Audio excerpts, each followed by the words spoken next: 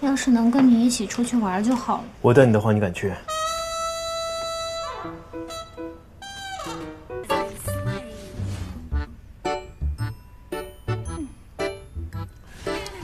我们来看这一波，你开团太早了，和队友有些脱节，看见了吗？我用的是马可波罗，输出还能跟得上。如果换成别的短腿射手，牛魔更适合反手开团。那索引昨天为什么要撤回信息啊？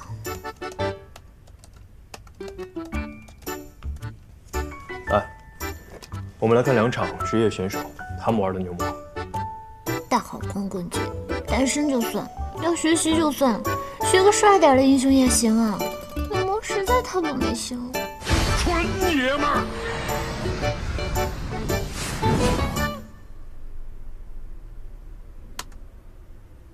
他们是怎么配合的？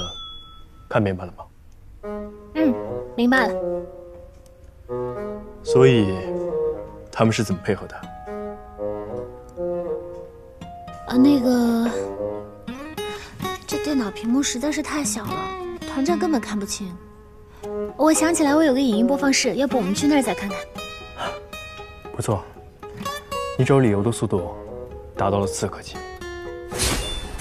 今天就不了，我晚上有同事聚会，差不多要走了。明天再来看你的影视吧。我觉得你聚会有点多。难道不是正常频率？而且还是欢度光棍节这种主题的。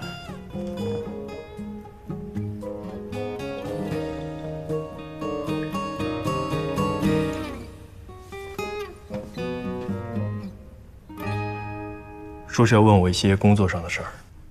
那你去吧。你好好练一下牛魔，还有张飞这几个辅助，知道吗？知道了，自己去玩还带布置作业。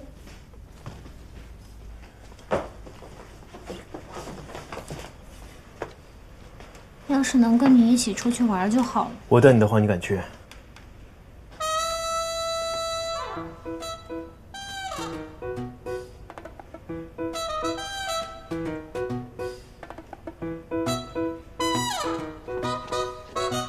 玩得开心，再见。明天见。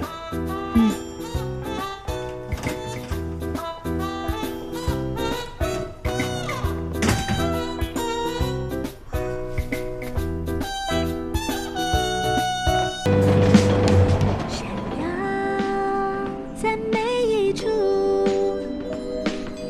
努力做到最好的自己，努力做你最亮的星星，多么幸